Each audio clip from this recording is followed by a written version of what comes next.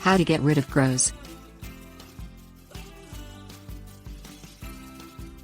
Crows darken the sky and bring a cacophony of noise to your yard, and they can also cause a lot of damage, leading you to clean up the mess. Although crows take care of some undesirable vermin for you, typically their minuses outweigh their pluses. Getting rid of crows is difficult, typically requiring a multi-pronged management plan. Potential damage. Crows feast on crops including grains, fruits and nuts. Their strong beaks can crack pecans Carya illinoinensis, which grow in U.S. Department of Agriculture plant hardiness zones 5 through 9, and they also peck at fruits, including tomatoes like a Persicana esculendum. Unsecured garbage is fair game to crows, which can tear plastic bags apart to reach discarded food. But beyond the aesthetic and economic damage crows inflict, they can also pose a health risk to people and pets. Their fecal waste collects underneath their communal roosting areas, where it accumulates in soil and fosters a fungal pathogen called Histoplasma capsulatum that can cause a histoplasmosis infection in the lungs of people and animals. Exclusion techniques. Keeping crows away from crops and garbage helps eliminate some of their food sources, which makes your backyard less desirable to them. Large birds and other wildlife can tip trash cans, so your garbage needs to be in lidded containers with clamps, weights or bungee cords securing the lids.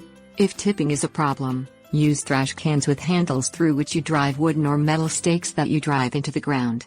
Cover fruit and vegetable crops with mesh bird netting that you secure along the edges by using U-shaped garden anchor pins or weights.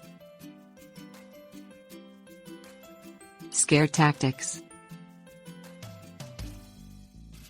Visual, auditory and physical scare tactics, also called harassment tactics, may deter crows temporarily, but as the birds become used to these, the measures stop working. Alternating or combining different tactics strengthens the overall strategy to get rid of crows. For example, eye spot balloons, which have large eyes imprinted on them, scare crows away by resembling larger bird predators.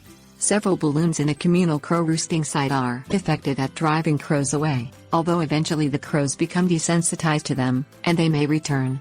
Combining an auditory scare tactic with the eye spot balloons, such as a commercially recorded crow distress call, encourages hard-to-budge crows from a backyard roost. Motion detector sprinklers strategically placed in the roosting area work by spraying a jet of water at crows that pass across the sensor. Traditional scarecrows.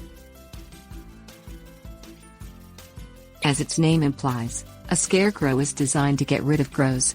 Scarecrows do work, but their effectiveness is limited to a small area. If you have a large garden, you may need to put up more than one scarecrow. Another consideration is that crows become used to them as they do to other scare tactics.